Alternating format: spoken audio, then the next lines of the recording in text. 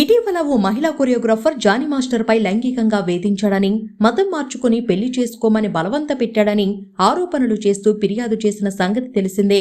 ప్రస్తుతం Johnny master ఈ కేసులో అరెస్టై జైలులో ఉన్నారు. పోలీసులు జానీ మాస్టర్ని కస్టడీలోకి తీసుకొని విచారించగా జానీ మాస్టర్ కీలక విషయాలు వెల్లడించారు.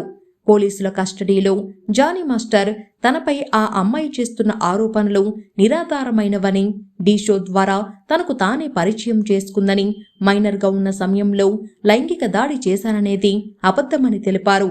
అలాగే తన టాలెంట్ను గుర్తించి అసిస్టెంట్ కొరియోగ్రాఫర్గా అవకాశం ఇచ్చాను.